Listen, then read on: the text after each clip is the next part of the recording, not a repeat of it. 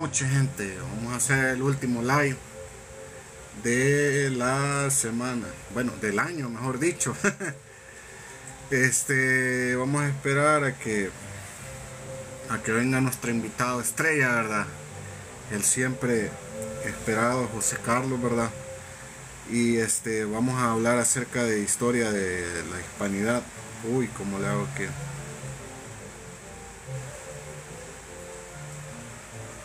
Permítame. Ahorita estamos empezando, gente.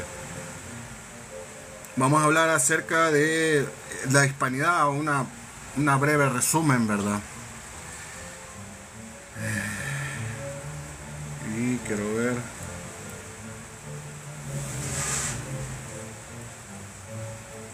Híjole, espérenme. Vamos a invitar a... ay, ¿cómo lo puedo invitar? Ah, sí, ya sé cómo.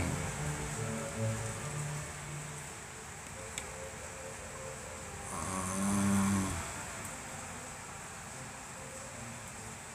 es que pude, pero...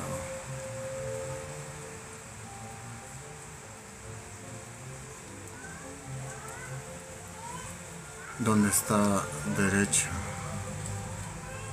Derecha, auténtica y derecha. Vámonos. Aquí está. Envía la invitación.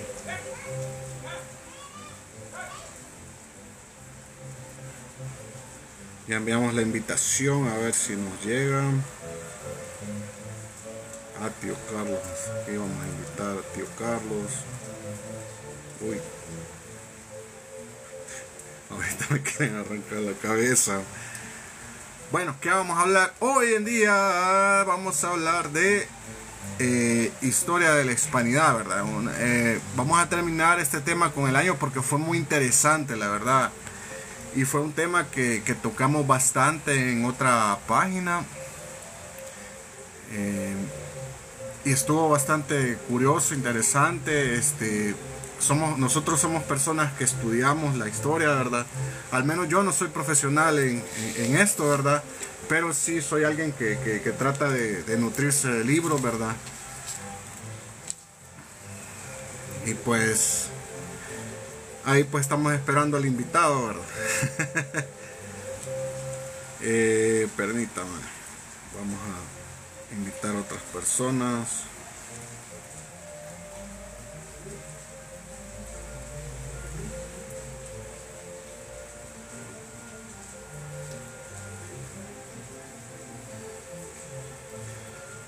Tengan paciencia ahí que estamos esperando al invitado, ¿verdad?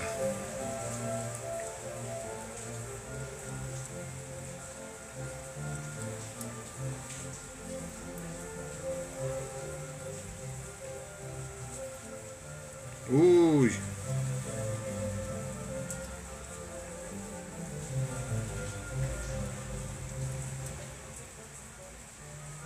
Hispanidad. ¿Y dónde está? Pero no viene. Ya lo vamos a esperar. Quiero ver. Hacemos las preguntas.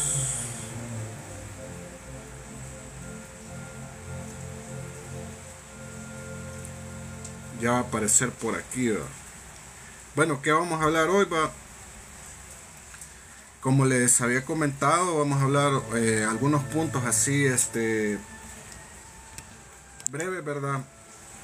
Por ejemplo, la leyenda negra española, ¿verdad? Por cierto, yo tengo un poco de estudio en eso, ¿verdad?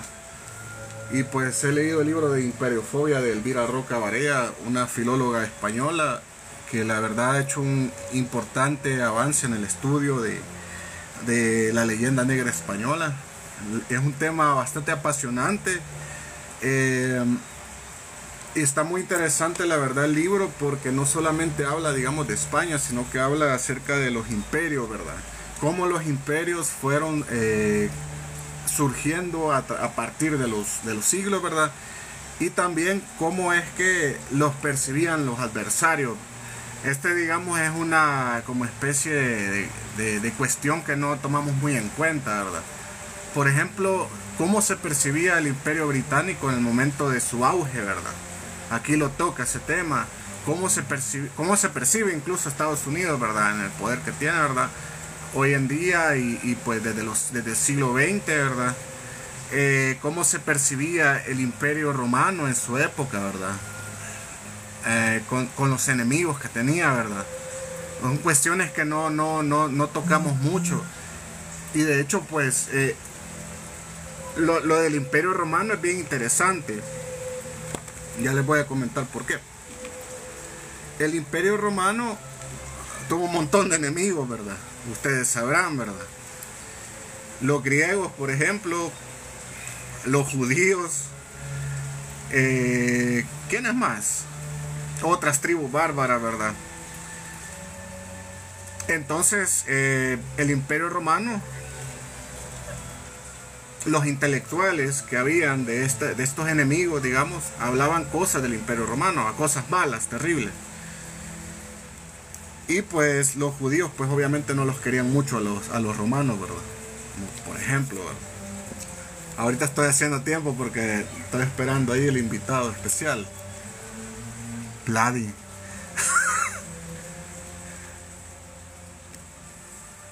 Mira, Vladimir. Los pueblos ibéricos, justo como dice mi tío Carlos, ¿cómo está? Mucho gusto. Gracias por estar aquí en el vivo. Vladimir, un saludo. Hace rato que no lo veo. Aquí hablando temas curiosos, la verdad. Ya ratos no lo veo. Pero saludarlo un día, don Vladi. Excelente por aquí, fíjese, trabajando como siempre, gracias a Dios, con buena salud. Y pues ahí seguimos, ¿verdad? Ahí seguimos. Ahorita estamos pendientes aquí que venga un señor que vamos a hablar acerca de historia, ¿verdad? Cosas así, pero no viene todavía, ¿verdad? Pero igual voy a hablar yo así un poco, ¿verdad? Si me nota un poco nervioso porque no tengo nada preparado. No tengo así preparado para hablar yo solo, ¿verdad? Porque sí esperaba que viniera, pero ya va a venir él, ya va a venir. Entonces, pues cada imperio tiene su leyenda negra, ¿verdad? Y a personas así apasionadas de la historia como yo, ¿verdad? Me he dado cuenta que casi todos los imperios pues han sido despreciados en cierta manera. Y hoy en día, digamos, tenemos una visión bastante negativa de los imperios. Sin embargo, cuando uno los estudia, ve cosas bien interesantes. El Imperio Romano, puya, ¿qué es lo que no logró? Va, el Imperio Romano, ¿verdad? Cosas bien curiosas. El Imperio Griego también, ¿verdad? Y el Imperio Hispánico, digamos, que es el más controversial hoy en día. y la verdad es que yo me puse a reflexionar, ¿verdad? Bueno, ¿y por qué tenemos tantos prejuicios en contra de los españoles, ¿verdad? Cuando vinieron a conquistar, ¿verdad? Y pues esas preguntas me llevaron a varios lugares, ¿verdad? De investigar, y así pues di con algunos libros bien interesantes, por ejemplo de Madre Patria de Marcelo Gullo, que es un libro bastante, es como, bueno, no sé si decirlo un bestseller, pero se ha vendido bastante, al menos en España se ha vendido mucho. Marcelo Gullo ha hecho una investigación bastante profunda de lo que ha sido, digamos, la leyenda negra española, y pues vale la pena leerlo. Gracias por, no sé qué es eso. No sé qué es ese corazón cuando aparece, ¿no? Y entonces va a venir un historiador, una persona que está no ha sido ahorita se va a unir Luis Eduardo, ahorita se está uniendo José Carlos. Ahorita vamos a ponernos esto, vamos a ver.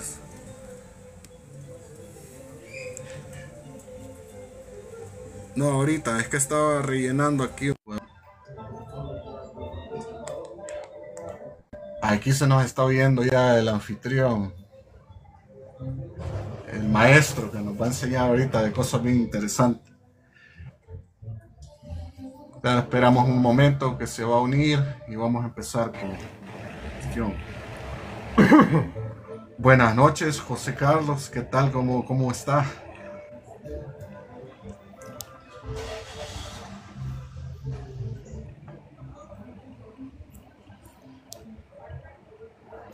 Buenas noches. Buenas noches, ¿me escuchas? Buenas noches. Sí, yo le escucho, perfecto. Perfecto. Sí, ¿cómo le va? Bien, gusto de verte, de oírte. Igual a usted, me alegra tenerlo aquí, la verdad, un placer, un honor también para la audiencia. Él es historiador, ¿verdad? Él pues, hoy en día vamos a hacer el último live del año, ¿verdad? Y queremos cerrar con un tema que la verdad nos unió bastante, que es de la hispanidad, ¿verdad? Pero algunos tópicos que vamos a tocar aquí, quizás un poco resumidos, ¿verdad? Para que salga pues el live, ¿verdad? Completo, ¿verdad? Bueno, no sé si quiere hacer alguna introducción o algo así, José Carlos. Bueno, a veces no consideramos y no caemos en la cuenta de la importancia de los estudios sobre historia. Creemos que es como hobby un poco extraño, un poco propio de personas raras y que no tiene la más mínima utilidad. Sin embargo, estudiar la historia y sobre todo la propia, la historia de nuestro país, sí tiene una importancia útil porque nos brinda el contexto de a qué tipo de comunidad pertenecemos, de dónde venimos y en qué dirección hemos ido viniendo desde antiguo, cuáles son los pasos que hemos dado, en dónde hemos acertado, en dónde hemos fallado. No nos sirve para entender hacia dónde vamos porque el futuro es incognoscible, es decir, el futuro no puede ser, ¿cómo se llama? Discernido, no puede ser previsto, no puede ser pronosticado. El futuro no existe, pues eso lo vamos haciendo nosotros. Sin embargo, sí podemos saber de dónde venimos y qué camino hemos ido recorriendo hasta ahora, lo cual nos da elementos, digamos, para responder a una pregunta básica: ¿quiénes somos? Eso nos ayuda mucho a no andar muy perdidos, es decir, en la medida en que tenemos raíces, en la medida en que nos damos cuenta cuáles son nuestras raíces, en la medida en que comprendemos el por qué es que se nos han enseñado ciertas cosas y no otras, en esa medida tenemos como más control de nosotros mismos. Y evita hasta cierto punto que se nos manipule. Yo pongo a veces una anécdota, una metáfora más bien. Un señor que anda caminando así en la calle, que no sabe ni de dónde viene, ni a dónde iba, pierde la memoria, de pronto se encuentra en un cruce de calles que no sabe identificar, que es lo que le sucede a algunas personas con Alzheimer, entiendo. Este anciano, del ejemplo, que se encontraría de pronto en un lugar que no sabe qué es ni nada de él, es presa fácil de que se le manipule y que otros se aprovechen de él, ¿verdad? Cuando nosotros no sabemos, no hemos investigado, no estamos al tanto del origen de la comunidad en la que nosotros estamos casi que imitando la actitud triste, patética de ese viejito con Alzheimer. Y nos volvemos presa fácil de que se nos manipule y se tome ventaja y se aprovechen de nosotros. A los gobiernos, a los políticos les encanta que la gente esté sin raíces, que la gente no tenga claro las razones de su nacionalidad, que no sepamos cómo fueron las cosas antes, porque así nos pueden entuturutar y decir cosas como por ejemplo de que por ejemplo un político de oposición decirnos de que este gobierno en el que estamos es el gobierno más malo de toda la historia, por ejemplo. Y tendemos, si no sabemos, a darles el beneficio de la duda. Tal vez es cierto, decimos, esa gente sabe, o al revés, ¿verdad? El gobierno decir que este es el mejor gobierno de la historia, y como no sabemos de nuestro pasado, tendemos también a probablemente a darle el beneficio de la duda. Sin embargo, si supiéramos de historia, si supiéramos calibrar los orígenes, el derrotero, los caminos que ha recorrido El Salvador desde los inicios de su historia, no sería tan fácil que los políticos nos den paja. Por eso es que a los políticos no les interesa que la historia se enseñe en las escuelas, que se nos enseñe la historia. Para eso, para tenernos a oscuras y para tenernos algo así como de pasmados, pues, y servirse de nosotros. Así que la historia sí tiene un beneficio, tiene una utilidad. Eso diría yo, Ernesto. No sé qué opinas tú. Sí, no, muy interesante la verdad, y esa analogía con el Alzheimer es bastante curiosa porque hace poco estaba escuchando a unos filósofos hablar de qué es la persona, ¿verdad? Que nos hace, digamos, a nosotros ser lo que somos. Y los recuerdos, en cierta manera, es parte esencial de eso. Parte, digamos, de lo que es, ¿verdad? Y empezar a olvidar, wow, eso es una gran crisis horrible para nuestra personalidad, ¿verdad?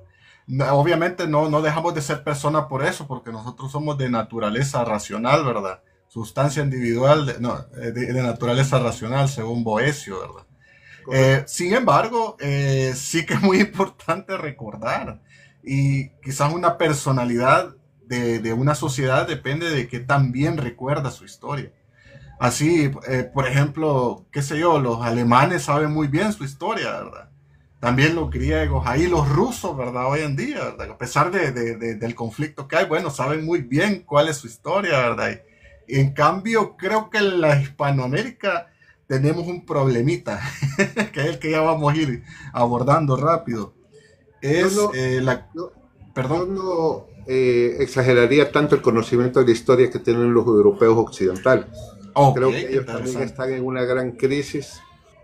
Sus sistemas educativos se han ido deteriorando con el tiempo. Eran buenos, sin duda, pero ya en las últimas décadas, en lo que va de este siglo, muy probablemente hay que dar por asumido que muchos europeos y muchos alemanes, como vos dijiste, ya su historia no la conocen bien. Creo que en Sí, Rusia sí, tiene todavía razón. le ponen cuidado a eso, pero Sí, sí, eh, sí. la crisis del conocimiento de su propia historia y de dónde vienen las propias comunidades cada vez va siendo más universal. Ahora, en lo que sí tienes razón es Sí, que en sí, tiene Hispanoamérica razón. tenemos un serio problema al respecto, Sí, claro. sí, la verdad, y quizás ahí vamos saltando al primer punto, ¿verdad? Quizás hablar de la leyenda negra española, ¿verdad? Que es una cuestión que algunos historiadores tratan de negar, sin embargo, está bastante vigente hoy en día en el inconsciente colectivo, por decirlo así de una manera, que como lo diría Carl Jung, del hispanoamericano, del latinoamericano. Y esto tiende a llevar a opiniones bastante lamentables de nosotros mismos, o sea, como a llegarnos a despreciar como cultura. Y pues la verdad es bueno que hablemos de eso, ¿verdad? Y quizás ese es el siguiente punto que tomaríamos. La leyenda negra española, quizás que nos hablaría un poco de eso, José Carlos. Sí, claro. Eh, Otra de las utilidades, para contestar tu pregunta, otra de las utilidades y una de las razones por las que debemos saber historia, sobre todo la historia nuestra, la historia de El Salvador, es el hecho de que es algo que está mandado por el cuarto mandamiento de la ley de Dios, aunque parezca mentira. El cuarto mandamiento dice: honrarás a tu padre y a tu madre. Y este mandamiento implica y tiene unas consecuencias, unos alcances que van más allá de solo el padre y la madre, porque también implica, por ejemplo, honrar a tus abuelos, ¿verdad? Que son los padres y madres de tu padre y de tu madre. También implica todo lo que es las relaciones familiares, es decir, el aprecio y la solidaridad con los hermanos de sangre, etcétera. Todo eso está involucrado, ordenado, digamos, por el cuarto mandamiento de la ley de Dios. Me estoy refiriendo a los 10 mandamientos. ¿Qué tiene que ver esto con la historia, podremos decir? De que parte del mandamiento también tiene la implicación de que esa honra que se le debe a los padres, al padre y a la madre, también tiene que proyectarse y tiene que alcanzar también a todos nuestros antecesores. Y esa honra significa agradecer lo que ellos nos dan. En el caso de nuestro padre y nuestra madre, la cuestión es fundamental, ¿verdad? Es decir, les debemos en primer lugar la existencia. Si no fuera por ellos, no existiría. Entonces ya eso marca un estatus de agradecimiento y de honra hacia nuestro padre y madre, independientemente de sus virtudes. Pueden ser personas imperfectas, seguramente lo son. Pueden ser personas que tienen defectos, pueden ser personas que tal vez no se comportan como uno quisiera con uno, pero solo el hecho de habernos traído a la vida ya marca un nivel de agradecimiento que es inagotable. Así que el deber de honrar a tu padre y a tu madre se mantiene más allá de los defectos de ellos. Pues esta honra también se proyecta, decía, a los antecesores, a las generaciones pasadas, a tus abuelos, bisabuelos, tatarabuelos, que tal vez no están acá, pero que al igual que tu padre y tu madre nos han legado algo. En primer lugar también, en cierto modo, en grado menor, la existencia, pero también un montón de cosas a modo de herencia, de las cuales nosotros estamos gozando acá. Es decir, cuando nosotros nacemos ya nos enfrentamos a una comunidad organizada, con instituciones, con cosas, con cultura, con carreteras. Probablemente fuimos atendidos y nacimos en un hospital creado por nuestras generaciones pasadas.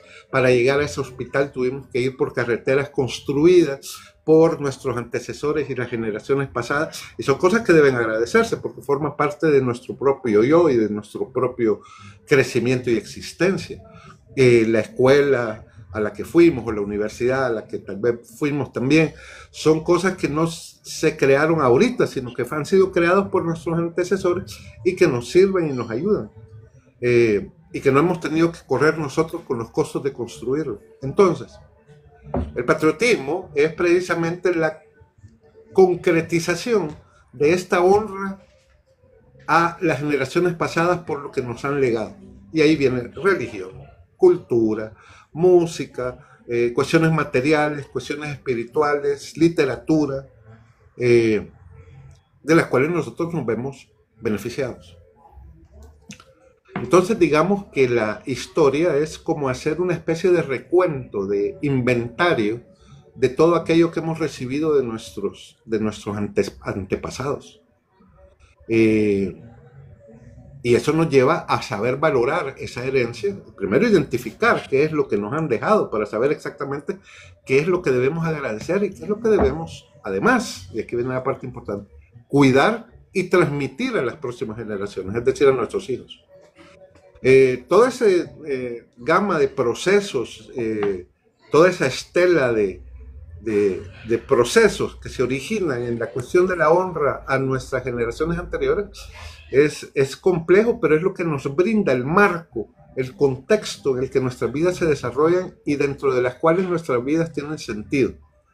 En esta línea de argumentación, al hacer ese inventario de lo que nuestros antepasados nos han dado y sin lo cual ahorita nuestra vida sería incomprensible, se encuentra, por ejemplo, nuestra religión cristiana, que la mayoría de salvadoreños la tenemos, el idioma, es decir, el español, mediante el cual nos expresamos y nos comunicamos.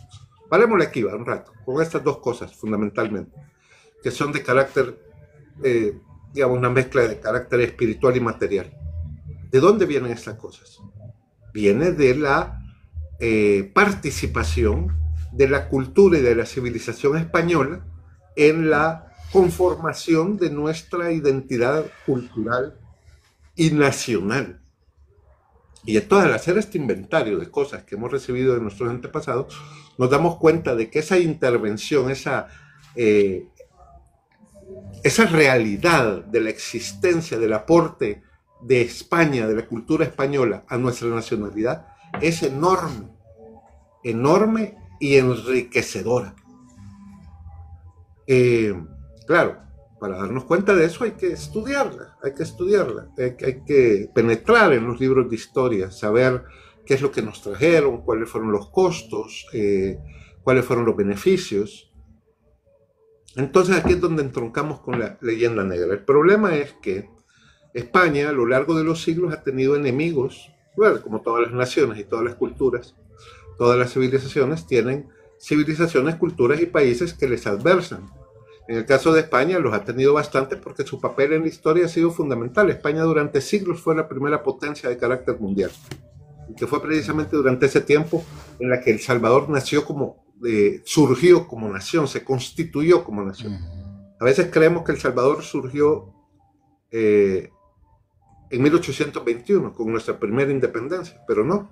El Salvador surgió 300 años antes, con el momento en que los españoles nos unificaron bajo un solo orden jurídico.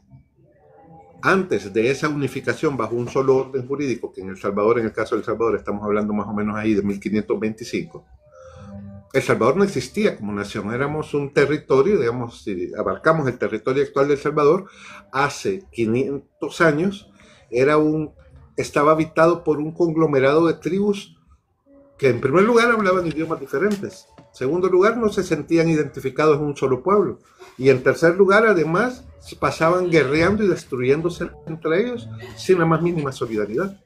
A lo cual habría que añadirle el hecho de que, un poco sorprendente para algunos, de que se pasaban comiendo entre ellos, es decir, el canibalismo era parte de su modo de ser. Entonces, en esa realidad de conflicto y de competencia malévola y divisiva y bélica y violenta, era imposible que hubiese una nacionalidad. Nadie decía, yo formo parte de una gran comunidad que vive en este territorio. No, esto lo empezamos a experimentar a partir de que los españoles vinieron. Bien, entonces hay que agradecerle también a España, sea, como decía yo, en el caso de los padres, independientemente de que tengan defectos o no, hay que agradecerle a España el hecho de que nosotros nos sentimos hoy por hoy una nación, porque fue España el que nos dio ese sentido de ya no se peleen, ya no se anden comiendo entre ustedes, dejen de estar en guerra entre ustedes y pongámonos a construir una nueva civilización aquí en esta tierra. Y así fue como hicimos. Ahí surgió El Salvador. De hecho, ya teníamos ese nombre, San Salvador, del mundo. Y más o menos básicamente con la misma extensión territorial. Decía entonces que España, a quien le debemos este agradecimiento y esta honra, ha tenido enemigos a lo largo de la vida que se han dedicado a hablar mal de España. Y estos cuentos, estas leyendas, esta propaganda política anti-española nos ha llegado por vías más o menos informales y la hemos, como decía, es fácil cuando no sabemos que nos manipulen, ¿verdad? Entonces, como no sabemos nada de esto, apenas viene alguien y nos dice, España era malvada, España acabó con los indígenas, España abusaba y esclavizó a los indios, España vino y nos esclavizó.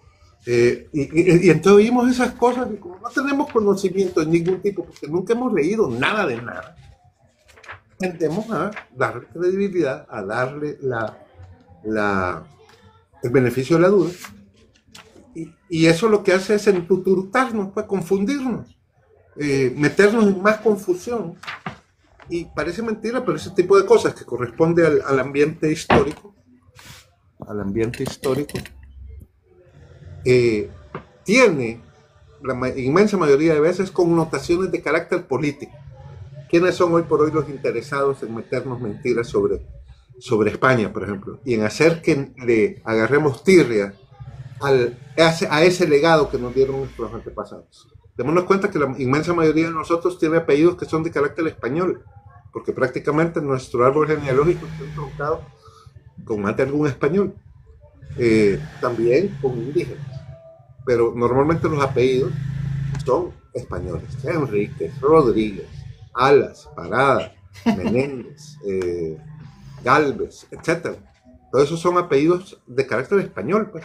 No son ni ingleses ni chinos, incluso ni siquiera son de carácter indígena, aunque algunos apellidos como Casamalguapa también hay apellidos indígenas, ¿verdad? Prueba de que el aporte cultural indígena también es importante, cosa que demuestra que esa parte de la propaganda antiespañola que generaron sus propios enemigos, que para hacerlo rápido, digamos, son los holandeses, los franceses, los ingleses, los alemanes. Bueno, tú sabes perfectamente eso, has estudiado mucho la cuestión de la propaganda de guerra prácticamente. Incluso si no me equivoco, una vez mencionaste, me llamó la atención, pero tenías toda la razón, hasta italianos habían en esa lista, ¿va? Sí. Entonces, y alemanes. Entonces, la cuestión es la siguiente. La leyenda negra es un conjunto de propaganda histórica que de hace muchísimos años, de por lo menos unos 500 años para acá, que pretenden manchar, tergiversar el papel de España, sobre todo en la conquista y culturización de América, que tiene como objetivo político el hecho de que nosotros nos ignoremos y es más, nos pongamos en contra de nuestras propias raíces. Ese es el objetivo político de la leyenda negra, de esa propaganda, que básicamente dice eso, ¿verdad? De que los españoles eran unos malvados, que vinieron aquí solo a robar, que se robaron todo el oro, que vinieron a engañar a los indígenas, a agarrarlos de idiotas y cambiarles todo lo de valor por espejitos, que nosotros éramos una sociedad indígena feliz, idílica, paradisíaca, y que vivíamos en paz entre nosotros y éramos buenos hasta que los españoles vinieron y nos esclavizaron. Todo ese tipo de tonterías, porque son tonterías, son lo que de alguna manera forja la leyenda negra. Y claro, en términos de leyenda negra es un sinfín de temas sobre los que podía explorarse, pero básicamente, digamos, eso es. Y repito, la leyenda negra, si bien es cierto, es una cuestión histórica, tiene hoy por hoy objetivos políticos, que usualmente los que lo utilizan son los de izquierda, para entuturuzarnos, para manipular. Sí, es muy interesante la verdad esta disquisición que ha hecho acerca de la leyenda negra y tal como usted lo estaba comentando, esto es producto de la propaganda. A ver, nos vamos al siglo XVI, va. Obviamente, en el siglo XV aparece la imprenta. Este es clave para la leyenda negra española. La imprenta, que nos ha dado muchas cosas buenas, va. Yo no lo voy a negar para nada. Fue un medio por el cual la propaganda antiespañola surgió. Y la cuestión está de que tenemos que ir al contexto histórico, ¿verdad?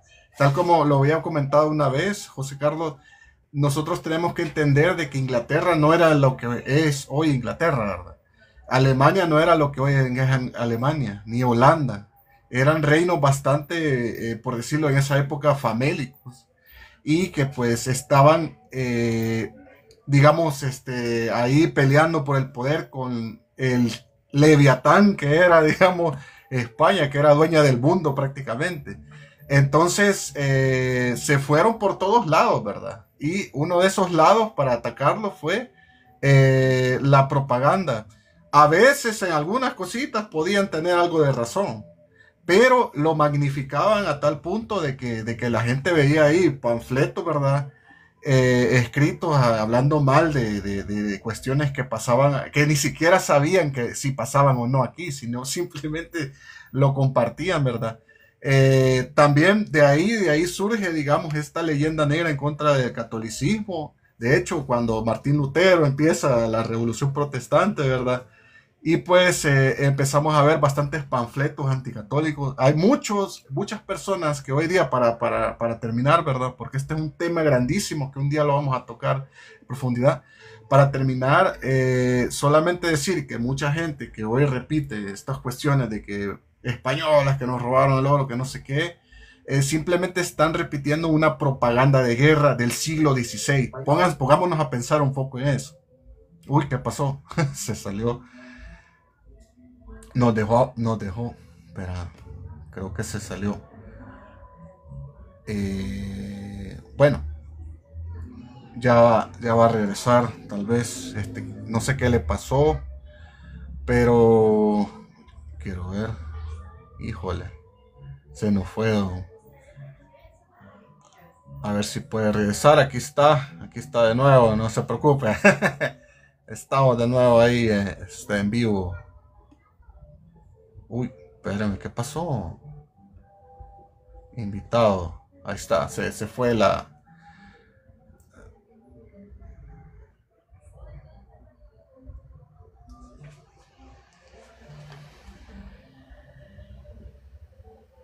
Ahí está. ¿Nos escucha? ¿Me escucha? José Carlos, perfecto. Yo sí te escucho. Ah, perfecto, sí. Sí, bueno, Sí, es que sola. Dígame, dígame. intenté entrar en la compu, pero me bloqueó, entonces todo y se me cayó. Ah, ok. Bueno, no hay problema. Perfecto. Ah, pues eso de la leyenda negra española lo vamos a tratar a profundidad más adelante. Ahorita estaba solo dando abrebocas porque es un vivo para terminar el año, ¿verdad? Y pues vamos a ir hablando de temas así. Por ejemplo, no sé está bien hablar de la Inquisición o tocamos otro tema como Hablemos de lo aztecas que e guste. Va, perfecto. Vamos a tocar el tema de la Inquisición así, digamos que es un tema, la verdad que difícil de tocar, le voy a decir, porque se necesita leer mucho. Y creo que vamos a escuchar aquí una disquisición de José Carlos que va a estar muy interesante. Y bueno, qué nos dice acerca de la Inquisición en cuanto a historia y también leyenda negra? Un poquito ahí. Por Sí. favor. Espérame, es que ya no te veo a vos y no sé por qué. Ah, qué raro. Sí, es que a usted no se le ve la cámara, No se ve la pero cámara. no se ve la cámara suya. Espérame, entonces. ¿Qué pasa aquí? Ajustes. Ah, perdón. Tenía que apretar algo yo aquí. Sí, ajá, ahí Ah, todo. ok. Ok, vamos a ver. Eh, Solo para terminar lo de la leyenda negra. Como decía, la leyenda negra tiene muchos aspectos. Voy a tocar solo uno o dos ahorita, solo para hacernos idea de por qué es negra y por qué es leyenda. Por ejemplo, una de las cosas que dicen es que eh, España vino aquí solo para robarse el oro, solo para sacar el oro y nada más. Bien, eso es totalmente falso. Y es falso la palabra solo. Es decir, que España haya venido aquí a América solo para efectos de carácter material. Que las naciones al expandirse, y ese fue el caso de España, busquen un beneficio material, eso cae por su propio peso. Ninguna nación en ninguna parte de la historia humana se ha expandido sin buscar beneficios materiales, hombre. Si es que ese es de sentido común, es como que alguien se compre una casa y no pretenda con eso aumentar su haber y su patrimonio. Es natural y no tiene por qué condenársele a nadie, ni a ningún pueblo, el hecho de que al ir creciendo busque beneficios materiales. Es decir, es que eso es de sentido común. Lo que pasa es que a veces la gente cree que vivimos en un mundo del estilo de los Teletubbies, ¿verdad? Puro abrazo y beso, y que todo es peace and love, y no es así. Es decir, el ser humano siempre busca beneficios materiales. Ahora bien, lo que pasa es que el ser humano también busca beneficios que no son materiales a veces. Eso es menos común, pero también existe. España, en el caso de su expansión, en el caso de la conquista de América, andaba buscando también los beneficios espirituales, que era el hecho de expandir los beneficios de la civilización de la que ella era relicario y depositaria. En este caso estamos hablando de la civilización cristiana. Y entonces, en su implantación en América, trasladó toda esa cosmovisión de carácter religioso cristiano, en donde, por ejemplo, no cabían los sacrificios humanos. ¿Por qué? Porque según la civilización cristiana, según la religión cristiana, según la Iglesia Católica, el único sacrificio que es importante y útil para la salvación de la humanidad y para el beneficio de la humanidad es el sacrificio que el mismo Dios hizo de sí mismo al hacerse hombre y morir en la cruz. Y entonces, en virtud de eso, ya está absolutamente prohibido que nadie haga el sacrificio de su propia vida o que se le exija a alguien sacrificar su propia vida en aras de el beneficio de la humanidad, porque lo único que ha hecho, y con eso basta, es el sacrificio del Dios hecho hombre, que es Jesucristo. Cuando los españoles trajeron eso para acá, esa idea fue absolutamente revolucionaria y completamente benéfica, porque aquí el poder de las tiranías indígenas, como los aztecas, como las que se ejercían aquí mismo en El Salvador, descansaban sobre el hecho de que tenían, digamos, el poder de sacrificar a otros súbditos indígenas, a los dioses indígenas, y prácticamente de eso vivían. del sacrificio humano. Aquí había sacrificios humanos. Y no solo sacrificaban a sus propios compatriotas, llamémoslo así, si se puede usar el término, un poco anacrónico, pero no solo los sacrificaban, sino que además se los comían. Entonces, cuando los españoles vinieron, no. Ya esos tipos de sacrificios humanos deben estar prohibidos. Esos dioses que exigen, entre comillas, sacrificios humanos deben ser descartados y desechados y sus cultos abolidos. Eso fue una gran revolución de carácter moral, de carácter humano profundo. Entonces los españoles no solo vinieron a buscar beneficios materiales, sino también nos trajeron un montón de beneficios espirituales en los cuales se nos iba y se nos fue, en cierto sentido. Recuperamos la posibilidad de seguir con vida. Muy probablemente si los españoles hubieran tardado un par de siglos en venir, probablemente la población indígena hubiera estado, si no liquidada casi, porque entre ellos mismos estaban cometiendo un genocidio constante, que es lo que nos ayuda a entender, por ejemplo, que la arqueología encuentre o haya encontrado más bien algunas civilizaciones que ya al momento de la venida de los españoles estaban vaciadas y totalmente liquidadas, sin explicación casi alguna, como los mayas, los olmecas, ciudades fantasmas, abandonadas completamente, por razones más o menos misteriosas que todavía se están dilucidando, y era porque el ambiente cultural, el ambiente humano, el ambiente espiritual, cargado de violencia, cargado de religiones demoníacas que tenían los indígenas, no permitía un desarrollo positivo, digamos, un desarrollo normal y pacífico. Entonces, solo ese punto de que los españoles no vinieron aquí solo tras beneficios materiales es importante rebatirlo. Los holandeses, cuando llegaban a lo que fueron sus colonias, ellos sí iban también por beneficios materiales, claro está, pero no llevaban ningún tipo de beneficio espiritual llevado a las personas con las que tenían contacto. No les interesaba por una serie de razones teológicas y religiosas. No les interesaba, ni a los ingleses les interesó cuando llegaron a América del Norte beneficiar o mezclarse o hacer una especie de como alianza con los indígenas. No les interesó nunca. Al contrario, se los acabaron, los liquidaron, los mataron, hicieron un genocidio terrible y prácticamente los borraron de la faz de la tierra. Los holandeses lo que hicieron también con los indonesios, por ejemplo, no tiene nombre, está lleno de genocidios y de barbaridades terribles que si se estudiaran, lo dejaran a uno con el pelo friki, con los pelos de punta. Por otro lado, dicen, y aquí termino lo de la leyenda negra antes de pasar a lo de la Inquisición, son dos temas completamente diferentes. Dicen que vinieron los españoles y se llevaron todo nuestro oro, algo así como que vinieron a estafarnos.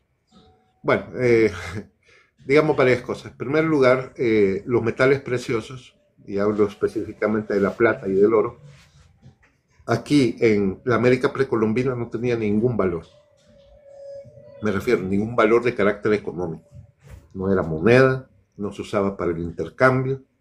De hecho, estaba prohibido en algunas regiones como la Inca intercambiar el oro, porque el oro todo era propiedad del gran Inca. O sea, la gente no tenía oro. De hecho, para la gente el oro era completamente inútil. Si acaso servía como una pequeña decoración, adorno, y que estaba reservado para las élites.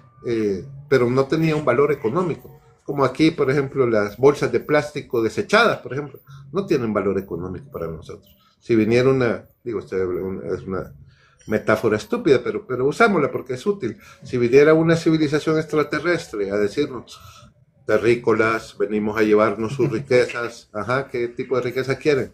Queremos todas sus bolsas de plástico usadas, inmediatamente se las damos, ¿no? Pues, está bueno, llévenselas, mejor, nos están molestando aquí. Algo así era la plata y el oro en tiempos de los indígenas. De hecho, algunos tenían una moneda de curso, como algo así como de curso legal, pero no era el oro ni la plata, sino que era el cacao, por ejemplo, en los náhuatl. Así que para los indígenas y las culturas indígenas de esa época, el oro y la plata no había tenido ninguna relevancia de tipo cultural, salvo unas cuestiones de tipo culturales, religiosos y nada más. Así que para ellos no era ninguna pérdida, en primer lugar. En segundo lugar, los españoles, el oro que agarraron acá, que se agenciaron, no se lo robaron, sino que lo intercambiaron mediante las leyes en boga en ese entonces en Europa. Es decir, no era un saqueo, no era fruto de saqueo, sino que lo intercambiaban por lo que voluntariamente los indígenas querían darlo.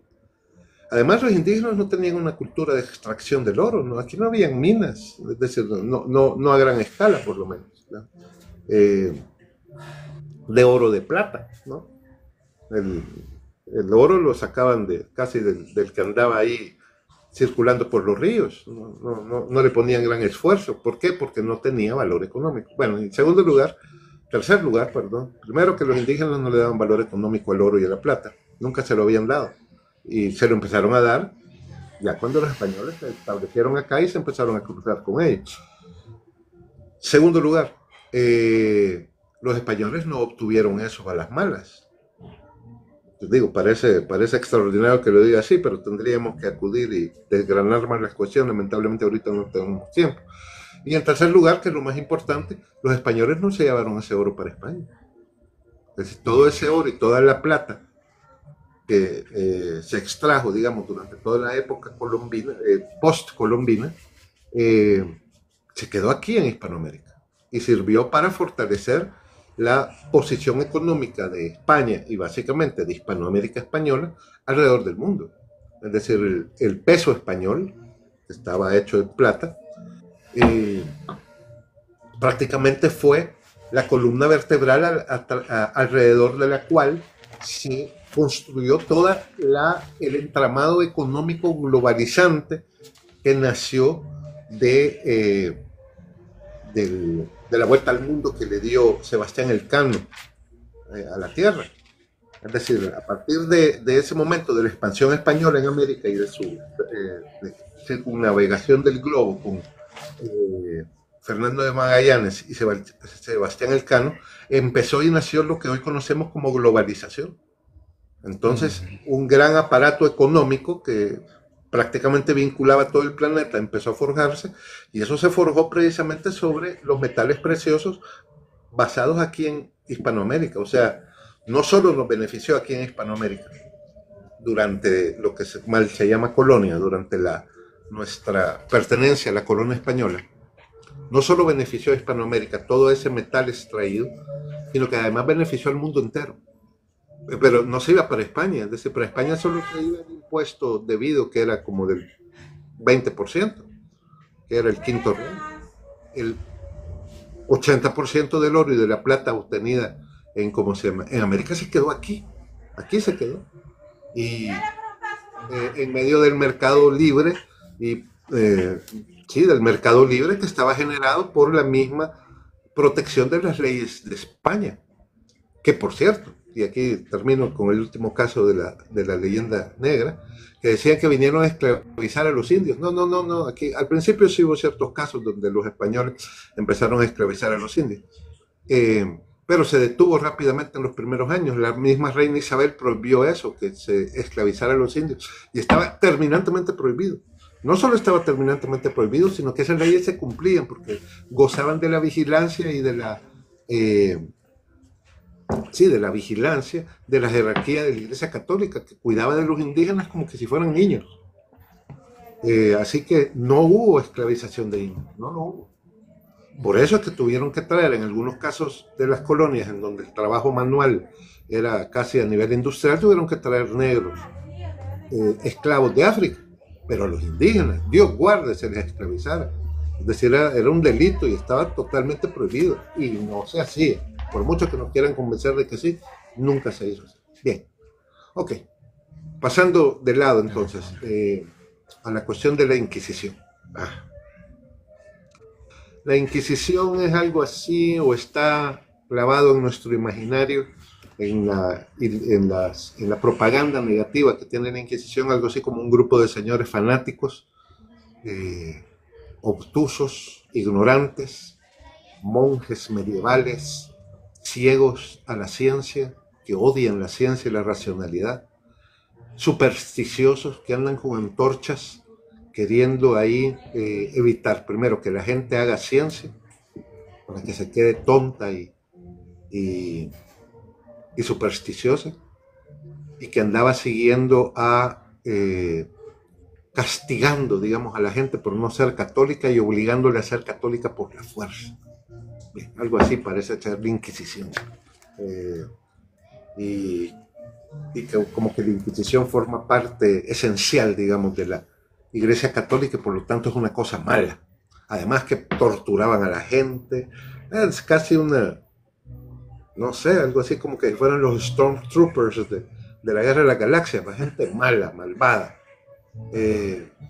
o los malos de las películas. Bien, en realidad no fue así, y hay que hacer una pequeña distinción. Primero, que hubo diversas inquisiciones. Voy a hablar de la Inquisición en cuanto a su origen y en términos generales a lo que fue, independientemente de sus diferentes variantes. Hay algo que no se comprende y que hay que entender para poder contextualizar el caso de la Inquisición. La civilización, una vez el Imperio Romano empezó a perder fuerza, empezó a dejar de ser la amalgama alrededor de la cual se estructuraba la sociedad, y esto ocurrió más o menos entre el siglo III y el siglo VIII de nuestra era, es decir, un periodo de unos 500 años en los que poco a poco el Imperio Romano, que había sido la estructura básica sobre la cual la sociedad se estructuraba y era regida, el Imperio Romano empezó como a decaer, a irse a sus instituciones, poco a poco ir perdiendo cohesión e ir perdiendo la dirección de un emperador fuerte y sólido, como que empezó a perder liderazgo. Las instituciones romanas no les pasó exactamente lo mismo, prácticamente perduraron el municipio, el ejército, un montón de cuestiones continuaron perviviendo, pero digamos como dislocadas y desorganizadas. El que cumplió el papel sustituto en términos de la cohesión, coordinación y liderazgo en la supervivencia de estas instituciones alrededor de estos siglos que acabo de mencionar, entre el tercer siglo y el siglo IV, más bien, siglo IV y siglo IX, fue la Iglesia Católica. Es decir, la civilización en la que vivimos actualmente fue fruto de una síntesis que la Iglesia Católica realizó entre esos siglos que les estoy diciendo, siglo IV y siglo IX, entre la herencia institucional y de principios morales romanos del Imperio Romano. Recogió toda esa herencia romana, recogió por otro lado toda la herencia filosófica y racional y política griega, y digamos como que amarró y envolvió y produjo una síntesis entre esos dos elementos con el cristianismo. Así es como surgió la civilización en la que vivimos. Entonces llegó un momento después del siglo IX en que prácticamente toda la civilización estaba estructurada en base a principios religiosos cristianos. Por eso es que la esclavitud desapareció.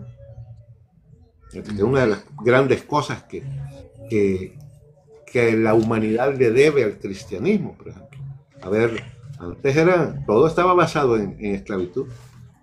Y por eso es que la gente no se preocupaba de andar inventando cosas de carácter tecnológico, porque como todo el trabajo duro lo hacían los esclavos, que para ellos prácticamente que no valían nada, no tenían personalidad jurídica, nadie se tomaba la molestia de hacer inventos que facilitaran el trabajo y la vida, porque el trabajo y la vida la hacían y la sostenían un montón de esclavos. En la medida en que esta civilización cristiana fue sustituyendo los valores y principios morales paganos, porque no todos los principios morales romanos fueron rescatados por la iglesia, solo los que eran compatibles con la visión humana del cristianismo, misericordiosa y piadosa del cristianismo.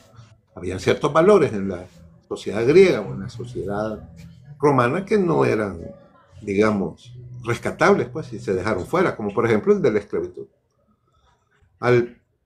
rechazar de plano la esclavitud y prácticamente, paulatinamente, irla disolviendo, eso abrió puertas para el desarrollo tecnológico. Y, por ejemplo, algo como el molino, los molinos se inventaron hasta después de los romanos, solo fue posible cuando ya la esclavitud no existía, porque ahorraba trabajo, y como ya el trabajo lo hacían personas libres, entonces sí ya valía la pena, desde una perspectiva cristiana, ir adelantando en cuestiones de carácter tecnológico. Y cómo la Iglesia Católica tenía una idea de la creación y del universo como algo producto de un Dios racional, entendía que este universo era racional y que por lo tanto era investigable. Entonces, cosa contraria a la que se asume y se entiende, la religión cristiana, la religión católica, promovió el desarrollo de las ciencias desde la Edad Media. La Edad Media no fue ese momento terrible y oscuro, caricaturizado, como les acabo de decir, que creen que es la Inquisición, ¿verdad? De que los monjes, los curas, odiaban la ciencia, y siempre traen el ejemplo, por ejemplo, de Galileo. No sé, ¿tú logras ver los comentarios de los oyentes? Sí, me gusta. Sí, no, si quiere hacer un espacio. Voy a hacerle una pregunta a los oyentes. La Iglesia Católica condenó a Galileo a morir en la hoguera por el hecho de que decía que era la Tierra la que giraba alrededor del Sol y no al revés. ¿Qué parte de lo que acabo de decir no es cierto? ¿Veamos? Ahí respondan con toda libertad y con respeto, por supuesto. Si gusta, leemos comentarios, esperamos. Como tú gustes. Yo puedo continuar en lo que alguien se decide a responder. Sí, alguien que se anima. ¿Qué es la Inquisición? Dice Máximo. Entonces, quizás esperando está lo que es. No, está desarrollando ahorita José Carlos todo el contexto histórico, hermano. Y ahorita va. Bueno, volvamos al punto. Entonces, sobre la Inquisición se dicen muchas mentiras, y cosas curiosas la dicen los mismos que generaron la leyenda negra española, anti-española, aunque la Inquisición no es algo propiamente de España. Se creó en Francia la primera vez. Dado que la civilización entera, perdón, solo quiero repetir la pregunta que hice. Voy a decir una afirmación que suele repetirse constantemente. Quiero que me digan qué parte de esa afirmación es falsa. Abro comillas.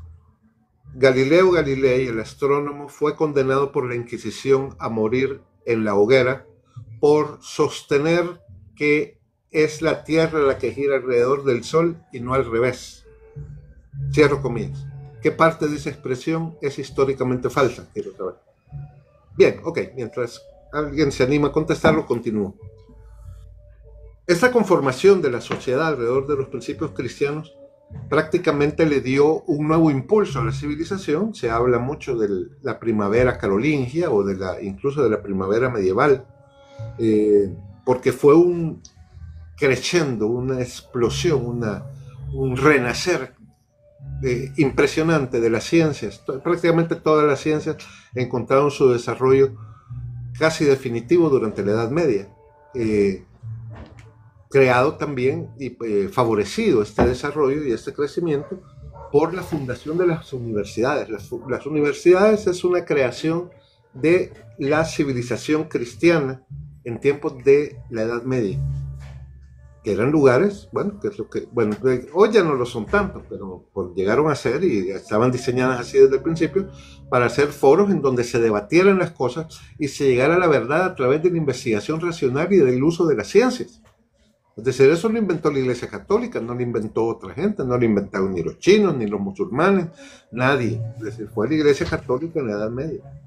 Y así se creó la universidad. Bien, toda la sociedad estaba girando, estaba creciendo, estaba desarrollándose, enhebrándose alrededor de todos estos principios cristianos y del dogma cristiano, que básicamente consistía en que Dios, el creador del mundo, desde la nada, Dios había creado al universo con su poder omnipotente, había creado al ser humano, quien había cometido un pecado original, se había desviado de los mandamientos de Dios, estaba en deuda con Dios, y Dios, para pagar esa deuda, la paga él mismo, encarnándose en nuestro Señor Jesucristo, quien a su vez, para pagar esa deuda, muere, sufre, muere, es crucificado y resucita para nuestra propia salvación. Básicamente, el sistema dogmático cristiano se basaba en eso, y toda la sociedad estaba creada alrededor de esos principios. Lo que uno no termina de entender, y muy probablemente esto podríamos dedicarle mucho más tiempo en otra ocasión, Ernesto, pero lo que uno no termina de entender es que contradecir, más bien, quitar estos principios dogmáticos de modo arbitrario en el desarrollo y construcción de esa sociedad que estaba surgiendo era sumamente peligroso. Era peligroso porque todo el basamento organizativo, económico de la civilización estaba basada en esos dogmas. De modo colateral, por ejemplo, toda la estabilidad política descansaba sobre el sistema de juramentos. Entonces decía alguien, bueno, yo juro serle fiel a tal rey y hago este juramento ante la presencia de Dios, por ejemplo. Entonces eso se creía de modo tan serio, tan sólido, que prácticamente le daba a todo el sistema político, que estaba basado en juramentos, en una red tupida de juramentos en varios estamentos, que le daba al mundo cristiano y al mundo occidental, al mundo cristiano en general, una gran estabilidad. Pero si alguien venía y decía y empezaba a persuadir a otros de que los juramentos no tenían validez y que tal vez, por ejemplo, que Dios no existía y que por lo tanto un juramento hecho en nombre de Dios no tenía ninguna validez y que uno podía incumplir esos juramentos de modo arbitrario, es decir, se iba en contra del dogma de la existencia de Dios y de la importancia de los juramentos, si la sociedad permitía tal cosa, la misma sociedad iba a implosionar, porque todo el sistema económico, toda la estabilidad, toda la política, todo el sistema de solidaridad generado por esa sociedad estaba basado precisamente en el respeto a los juramentos. Entonces aquí viene el punto en el que seguramente van a quedar cabos sueltos. Si alguien quiere hacerme preguntas más precisas sobre eso, puede hacerlo y con gusto lo responderé. ¿No se ha atrevido nadie a decir nada relacionado con lo de Galileo, Ernesto? ¿Cómo no? Aquí dos personas dicen, Alfredo J. Sencente, no sé cómo se pronuncia, perdón, no fue sentenciado a muerte, dice él, Alfredo José. Y Majano 19970 dice, hasta donde sé, Galileo murió por causa natural. Esas son las dos correcto, respuestas. Ambos tienen razón. De hecho, parte de la mentira, porque en realidad todo lo que dije es mentira, Galileo no fue condenado a muerte, a morir en la hoguera, no. Fue condenado a una serie de actos penitenciales y a prisión domiciliar, prisión que cumplió durante un tiempo preciso en el palacio de un cardenal, quien por cierto siguió patrocinando, pagando sus investigaciones astronómicas. Así que tanto Ernesto como Alfredo Sencente tienen toda la razón. No fue condenado a muerte. Eso fue falso. Sí, Segundo, otra cosa, no murió en la hoguera, sino que murió de causas naturales, efectivamente, haciendo sus investigaciones científicas. Es decir, la Iglesia ni la Inquisición estaba en contra de sus investigaciones científicas. Lo otro que es falso es que él no fue enjuiciado por decir que el Sol era el centro del universo y que la Tierra era la que giraba alrededor del Sol. No fue por eso. Fue juzgado el modo en el que planteó su tesis científica. No la planteó como una hipótesis o como una teoría sujeta a comprobación posterior, sino la que la planteó y la definió en sus libros como que si fuera la verdad absoluta. Y el problema es que no era verdad absoluta, no había cumplido con el proceso científico de investigación. Tanto es así de que años antes, Copérnico, que era sacerdote, por cierto, dicho sea de paso, había afirmado más o menos lo mismo, pero como no se podía demostrar, porque para demostrar eso hay que hacer una serie de experimentos científicos denominados paralaje, que no viene aquí a cuento, pero Nicolás Copérnico planteó la cuestión del heliocentrismo como una teoría que explicaba de alguna manera, de manera mejor que otras teorías, la cuestión de las órbitas planetarias, de la Tierra, el Sol, el movimiento de la Luna, etc. Lo planteó como una teoría y siguió siendo teoría hasta que siglos después se logró hacer el famoso paralaje que demostró aparentemente de que tenía razón. Entonces, la cuestión es que en la Edad Media las cuestiones científicas no se podían tratar a la ligera, como ahora, por ejemplo, es que viene un idiota y dice una cosa y ya hablan de consenso científico. No, en ese entonces no, las cuestiones tenían que ser demostradas de verdad mediante procesos racionales que eran cultivados desde las mismas universidades. Y Galileo se brincó todos esos procedimientos. Entonces, el único problema era, mire, el problema es que usted ya se ha equivocado en el pasado, pues. Y es cierto, se había equivocado. Por ejemplo, él decía de que las mareas se debían a la rotación de la Tierra, cuando en realidad se deben a la atracción lunar. Y eso ya lo sabían muchos, pero su teoría de que las mareas, estoy hablando de Galileo, de que las mareas se producían por la rotación de la Tierra era simplemente equivocada.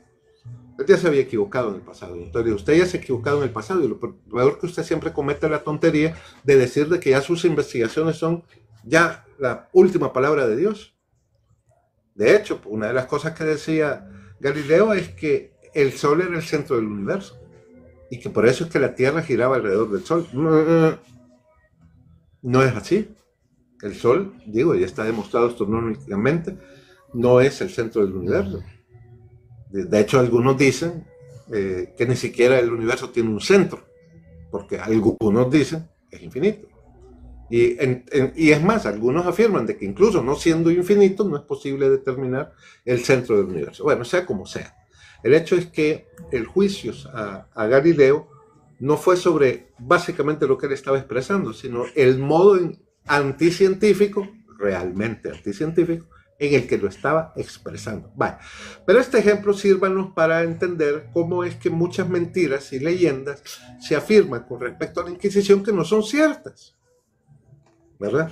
Entonces, por ejemplo, vuelvo al punto. Entonces, la estructura sobre la cual estaba articulada toda la civilización se podía poner en peligro en la medida en que se pusiera a la par de la verdad dogmática tesis de carácter herético,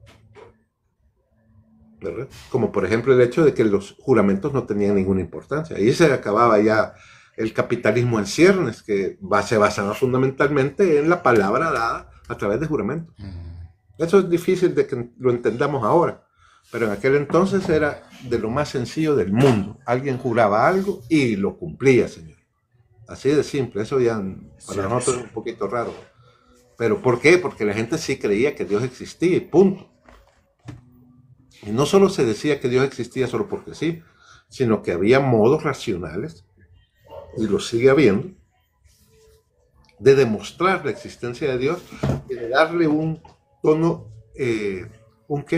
un fundamento racional a todo este conjunto de creencias. Si bien es cierto que algunas de estas creencias superan la razón siempre ayudaba a fortalecer ese andamiaje sobre el que la estructura social estaba establecida.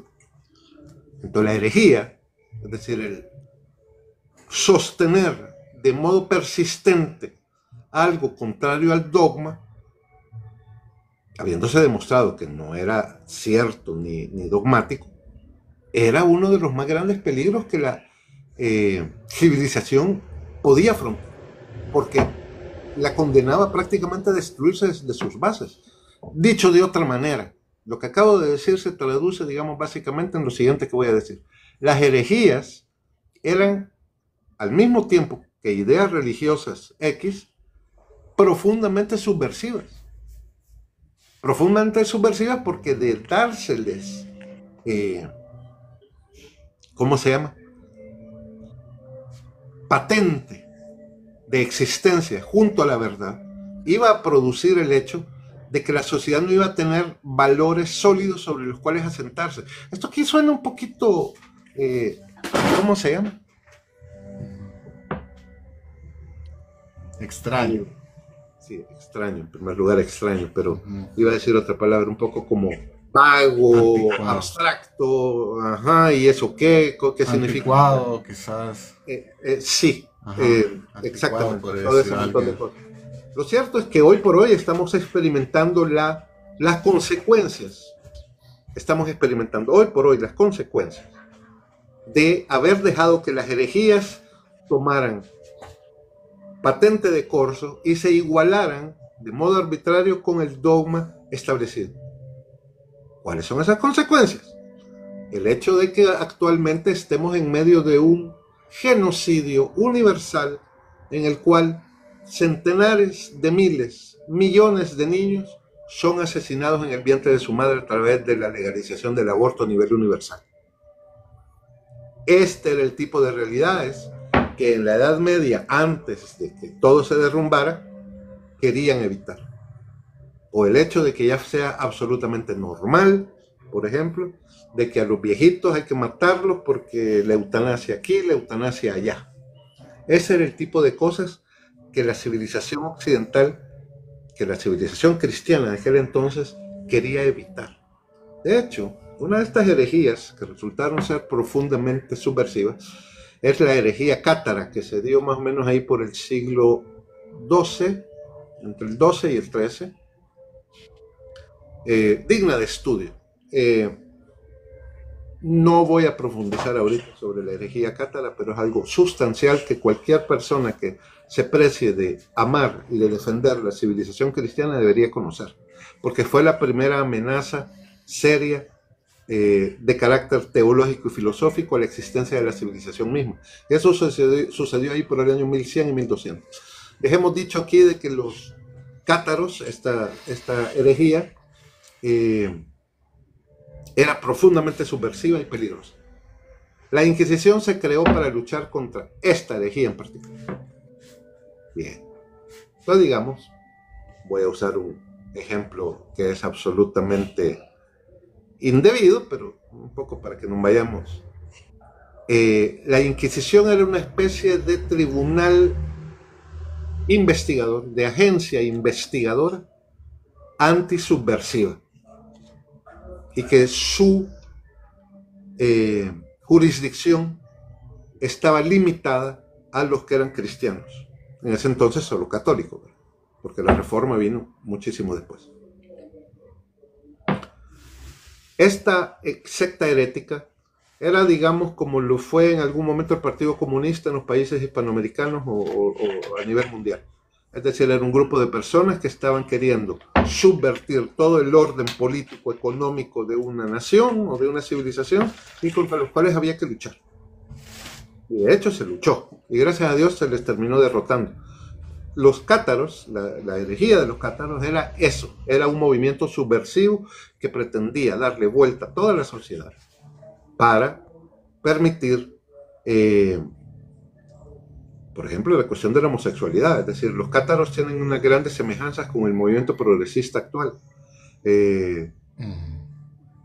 Repito, no me voy a meter en eso porque no estaba preparado para hablar de los cátaros, habría que hacerlo de un modo más sistemático, pero digamos que era un movimiento subversivo sumamente peligroso, que prácticamente fue como el progresismo actual en su versión de Edad Media. La Inquisición fue un tribunal que establecieron las autoridades eclesiásticas, en concreto el Papa Inocencio III, que por cierto es uno de los mejores papas de la historia de la humanidad, para precisamente investigar y juzgar a los cátaros y acabar con esa amenaza. Les hemos dicho un par de cosas. Por ejemplo, se Se dice que la Inquisición estaba en contra de la ciencia. Nada que ver. Es decir, la Inquisición solo estaba en búsqueda de personas que tuvieran un interés en contradecir los dogmas oficiales, que fueran cristianos, la persona, pero porque alguien que no fuera cristiano no tenía ninguna obligación de asentir sobre un dogma cristiano, ¿verdad? Así que su jurisdicción estaba limitada a gente bautizada. Si alguien bautizado empezaba a contradecir de modo sistemático, persistente, los dogmas establecidos por la religión cristiana sobre los cuales todo el edificio social estaba construido, entonces se le investigaba, se hacía un juicio especial en donde se estableció un proceso tal que significó ser este proceso inquisitorial la base sobre la cual el sistema moderno procesal está basado.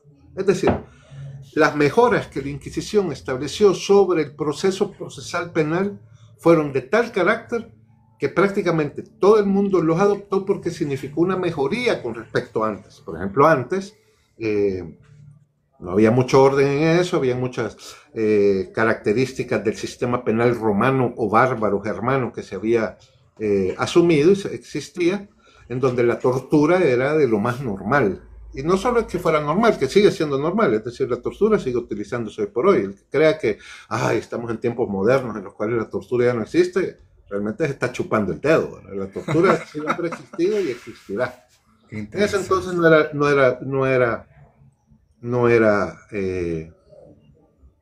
también existía, pues. Entonces la Inquisición lo que hizo fue morigerar, se llama la palabra precisa que hay que utilizar, es decir, moderar el uso de la tortura. Estaba prohibido, por ejemplo, que al aplicar la tortura te sacaran sangre. Decían los verdugos, pues ¿para qué? Pues claro, la idea de la tortura era infligir el mayor daño posible, ¿verdad? Para que la persona hablara, así que no se detenían ante la cuestión de que te estuvieran hiriendo o algo así. Pues la Inquisición prohibió tal cosa, por lo menos en sus procesos, y esta prohibición fue poco a poco popularizándose hasta que todo el mundo llegó a un momento que dijo, sí, realmente la tortura no sirve para nada. Además, después prohibió también de que se rompiera ningún hueso, es decir, no podía romper huesos, es decir, o sea, la tortura que antes, digamos, estaba en un 100, con la morigeración y moderación de la Inquisición, pasó a tener un nivel de 10, 15, al punto que prácticamente no era ni útil y dejó de usarse. Esos instrumentos que vemos en las películas de History Channel o de Discovery Channel, de que aquí están los instrumentos de ¿cómo se llama? De tortura de la Inquisición, usualmente son falsos. Es decir, no era así la cosa, y más bien eran utilizados casi todos esos, casi sin lugar a ninguna duda, por los tribunales ingleses que siguieron siendo salvajes hasta muy recientemente. La Inquisición para nada, la Inquisición era, digamos, prácticamente el modo más suave, justo y objetivo que tenía alguien de esa época de ser juzgado. Por otro lado, la Inquisición no solía centrarse en gente humilde y gente de abajo, porque precisamente el problema era cuidar la cuestión digamos, la estabilidad de la opinión pública en una ortodoxia dogmática. Y un campesino de abajo no estaba apto, digamos, para subvertir toda una sociedad. Así que ellos no eran fruto no eran objeto, digamos, de la investigación inquisitorial. Normalmente usualmente, casi siempre, los sujetos de las investigaciones inquisitoriales eran gente muy importante, gente con mucho cuello, digamos, gente de la propia iglesia, gente de la propia iglesia, monje de la propia iglesia investigaba la Inquisición. Así es. Entonces, por eso es que en cierto modo la Inquisición, y esto es cierto, es decir, basta leer, es decir, yo no estoy inventándome ni sacándome cosas de la manga. La Inquisición solía ser el tribunal al que más afecto le tenían las masas populares. Primero porque era el que más lo podía. Y segundo porque para las masas populares nada más divertido que ver cómo alguien importante y alguien de alto copete es juzgado y metido en problemas. Entonces, con que hoy les divierte ver a cómo meten preso a artistas y todo eso, olvídense. Sí, En sí, esa época era lo mismo. ya vale. Como todo el mundo está feliz de que Puff Daddy esté preso, ¿me entiendes? Cabal, cabal, correcto. Es Entonces, lo como mismo la que... Inquisición, la gente no ha cambiado. Somos iguales. Entonces, sobre la Inquisición hay mucho que decir, y tanto hay que decir que la mayor parte de las cosas que se dicen de la Inquisición son falsas. De hecho, el papel de la Inquisición en términos donde se le dejó ver, porque no operaba en todos lados, sobre todo operó en España, el papel de España, el papel de la Inquisición en España y el papel que pudo haber jugado en otros lados fue de enorme trascendencia para que la debacle de la civilización que vemos ahora no se haya producido antes. Es decir, lejos de creer de que la Inquisición es algo terrible, malo, digno de ser criticado, a juicio de quienes sí han leído cosas relacionadas con la Inquisición, yo recomendaría en este sentido el libro de Thomas Walsh sobre la Inquisición, que es de alguien que no es español, por cierto, en donde explica todas estas cuestiones. Hay quienes han leído realmente e investigado sobre la cuestión de la Inquisición, la única convicción que podemos sacar después de una profunda investigación al respecto es de que su papel en la salvaguarda y la continuidad de la civilización que hoy llamamos occidental fue vital y digna de agradecerse. No sé si hay alguna pregunta. Yo supongo que de lo que estoy diciendo debería generar más dudas de las que la verdad, parece. sí. Así Sí, que aquí hay una de háganme todas las preguntas que quieran. Máximo Meridio y dice, o sea, no fue algo religioso, sino político. Pregunta, me imagino que con respecto a la Inquisición medieval. Ambas Es la cosas. única pregunta que aparece. Y Ambas. Roxana dice muy interesante sobre los cátaros. Dígame. Vaya, a la pregunta de si era más bien político que religioso, ambas cosas. ¿Por qué eran ambas cosas? ¿Por qué? Porque la política, no solo en ese entonces, sino también en tiempos de los griegos, en tiempos de los romanos e incluso actualmente, la política, la estructura de una sociedad está basada en creencias. En creencias. Y normalmente creencias de carácter religioso. Ahora, por ejemplo, nuestra sociedad actual está basada en la creencia de que Dios no es relevante para la sociedad. Y de que cualquier cosa que Dios haga o no haga, o haya hecho o no haya hecho, o si existe o no existe, no puede tener cabida en el mundo político, en el mundo de las leyes, en el mundo del orden. Esa es la creencia sobre la cual la sociedad actual está basada. Está basada la sociedad actual en la creencia de que todos debemos ser o creernos iguales. Si alguien de pronto sale ahí diciendo de que no somos iguales, de que hay una raza superior a otra, esos tipos son considerados tan peligrosos que los llevan presos. ¿Por qué? Porque se está contradiciendo a la creencia sobre la cual la sociedad actual, creencia religiosa, o de carácter antropológico, filosófico, sobre el cual la civilización está basada. Y se va preso, lo persiguen.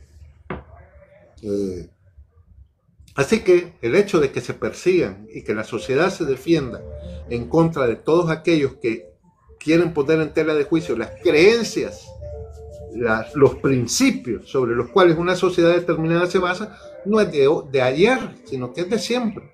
En ese entonces los principios eran los cristianos.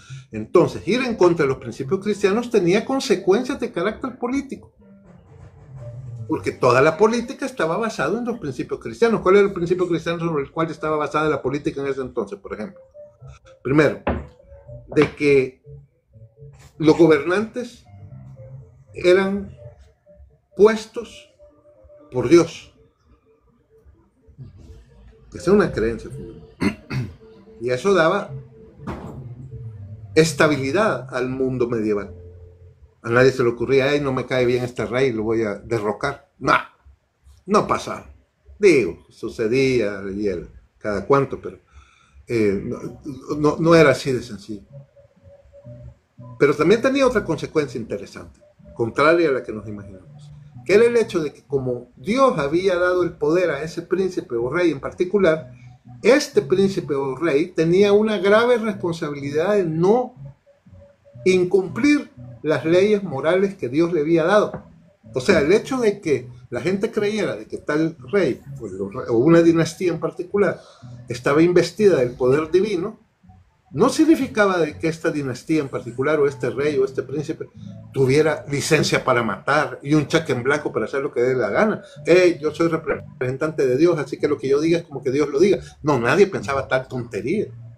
Lo que pensaba el príncipe, lo que pensaba el rey, lo que pensaba la gente era: qué jodido tiene este chamaco la vida ahora, porque ha recibido una gran responsabilidad de Dios al recibir el poder que él tiene, y una gran responsabilidad en términos entonces de cumplir la voluntad de Dios, que es respetar a sus súbditos, respetar las leyes de sus súbditos, etcétera, etcétera. Es decir, lejos de la cuestión del poder de origen divino, promover la existencia de tiranos o de gente arbitraria y malvada, impedía que tal cosa fuese lo usual.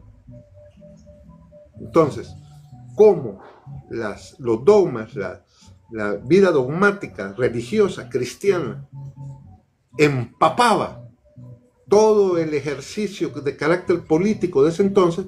La Inquisición le bastaba fijarse en las cuestiones de carácter dogmático, es decir, eminentemente religiosas, para a la vez proteger esa estructura política basada en esos mismos principios. Entonces, la pregunta que me hacen sobre la Inquisición, ¿era de carácter político o de carácter religioso? Ambas, pero la estructura, digamos, el objetivo y todo el proceder de la Inquisición se concentraba en la cuestión del dogma, de la ortodoxia religiosa, y eso a su vez tenía implicaciones de carácter político. Por eso no debemos extrañarnos de que una de las tantas manifestaciones que tuvo la Inquisición dependía en un momento dado de un rey en particular, perdón, de una dinastía, de una corona en particular, que fue el caso de la Inquisición española establecida a finales del siglo XV o principios del XVI. Sí.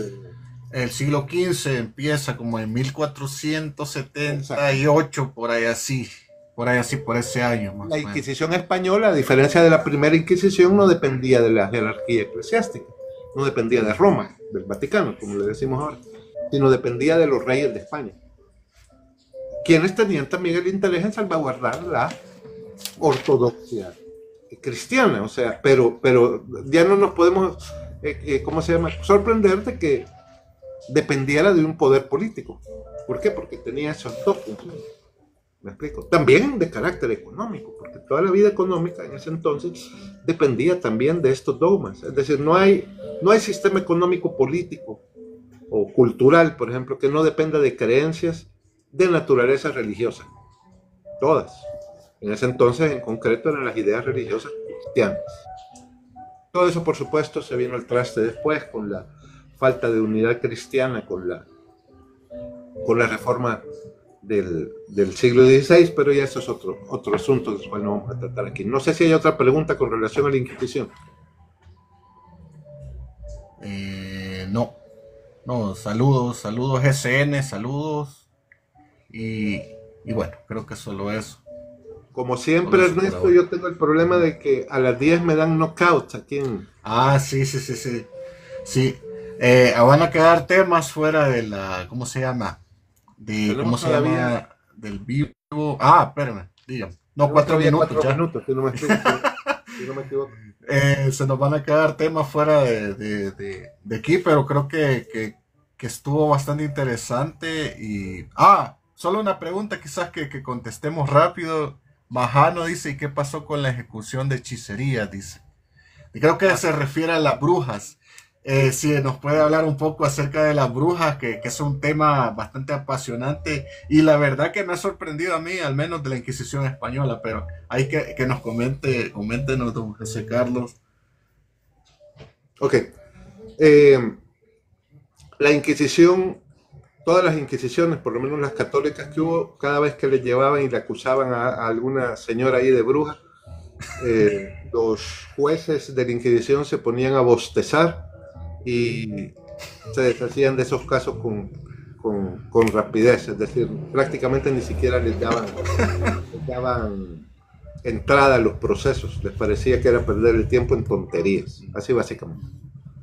Sin embargo, países protestantes como en Alemania o en Inglaterra o en Estados Unidos, o en tiempos de la colonia inglesa, replicaron, crearon ellos sus propios tribunales parecidos a la Inquisición, digamos, porque también veían ellos sus propios principios y sus propias creencias para salvaguardarlas.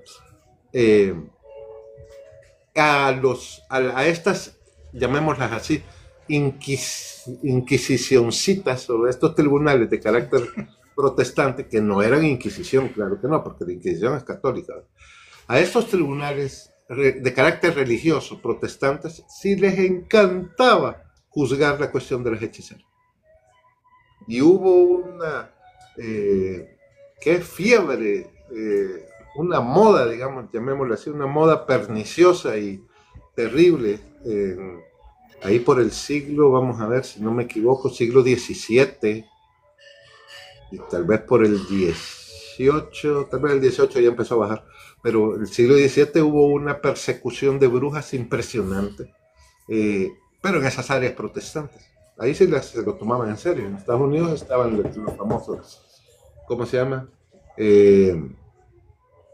Las brujas de Salem, los juicios de Salem. Los juicios de Salem.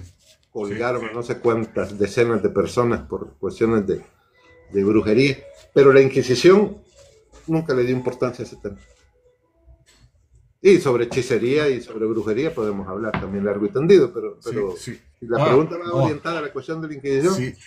Las católicas poco se ocuparon de ese caso, era porque, según he leído, eran más legalistas, eran más unos burócratas ahí, unos abogados aburridos, como lo había dicho alguna vez, que se dedicaban a cuestiones que eran más que todo, por ejemplo, la Inquisición buscaba a los que infligían el derecho de autor, por ejemplo. O sea, cosas así. No les interesaban cuestiones de supersticiones, podríamos decirlo de esta manera, desde el punto de vista de la religión, ¿verdad? Supersticiones así como cuestiones que eran creencias, de hecho, de campesinos. Y es interesante esta cuestión de la hechicería, es un tema fascinante, pero la Inquisición española al menos no le tomó importancia. De hecho, según yo tengo algunos datos, voy a darlos rápido para que no detenerlo más tiempo. El 70% de los casos de crímenes de heréticos se reconciliaban, o sea, les decían, mira, échate tu salmo ahí, un Ave María, o qué sé yo.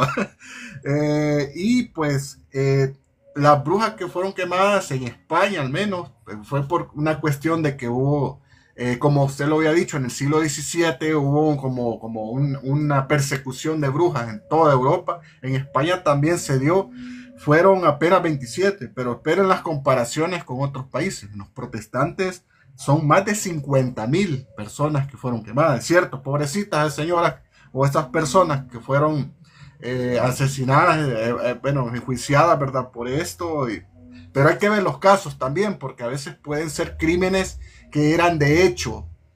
Y el problema con las herejías, perdón, no herejías, eso estoy confundiendo, con la brujería es que no son crímenes de hecho, sino que son bien subjetivos.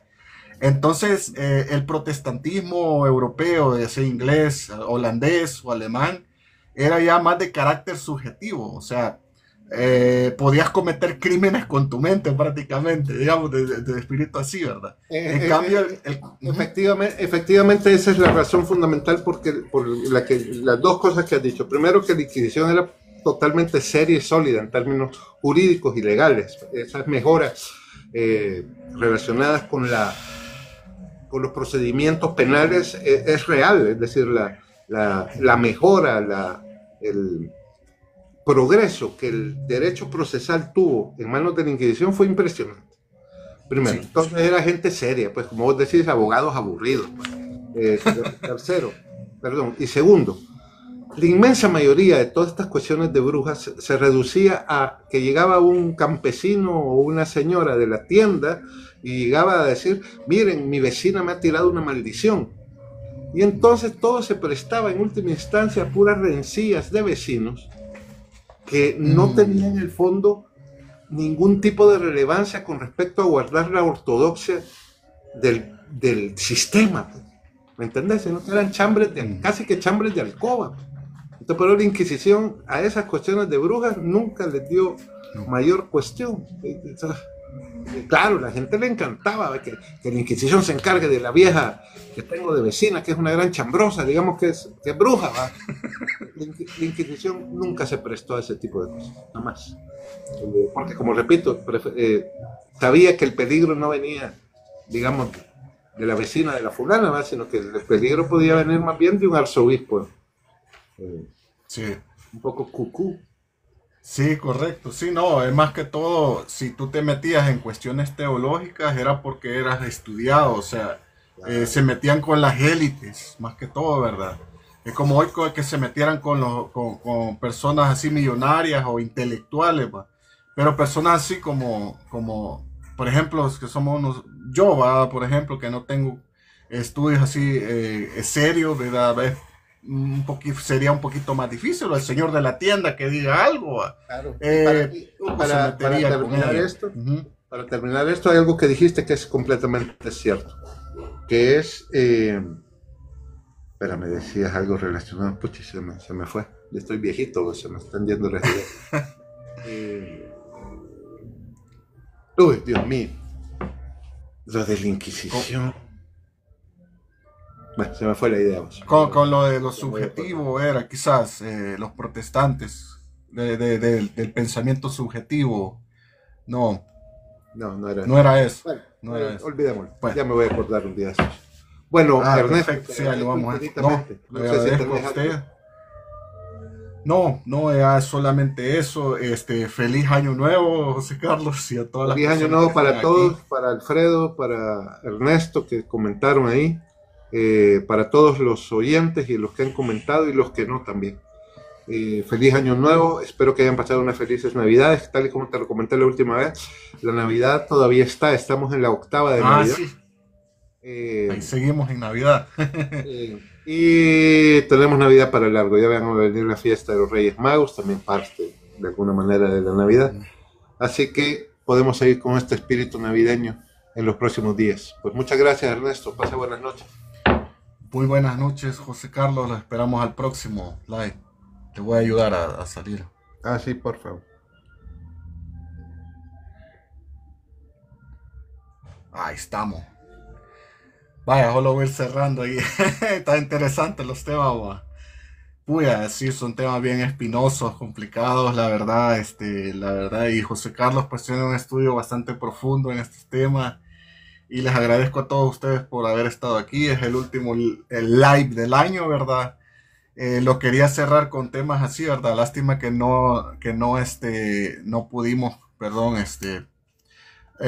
no pudimos estar más tiempo, pero en otra ocasión vamos a ir desgranando estos temas más, como específicamente, va un live para tal cosa, otro live para eso, así. Estos videos yo los voy a estar subiendo a YouTube. Si alguien está interesado, yo se los voy a compartir. Hay una pregunta que me hizo, creo que, como Roxana, acerca de libros. Disculpa que ahorita no voy acordando, y como él tenía afán de irse, ¿verdad? Porque tiene que cenar, creo. Hay bastantes libros que hablan de esto. Vaya, mira, hay uno que te recomiendo, Roxana, que está bien interesante, que es Madre Patria de Marcelo Gullo. Tal vez lo podés encontrar en la librería internacional o en Amazon. Trata de varios temas. El tema de la Inquisición no lo trata. Sin embargo, trata bastante, digamos, del tema de la leyenda negra y la historia de la hispanidad, ¿verdad? También habla un poco de la historia de los pueblos prehispánicos, algunas cosas que dijo José Carlos aquí, ¿verdad? Marcelo Gullo es una persona que ha estudiado bastante estos temas, ¿verdad? Otro que te recomiendo es Imperiofobia de María Elvira Roca Barea. Ya lo tengo un poco deshecho porque lo he andado leyendo. Está mucho más, es más complejo que el de Marcelo Gullo. ¿Por qué? Porque te abarca de los imperios, desde el griego, desde el persa, este te abarca de todo.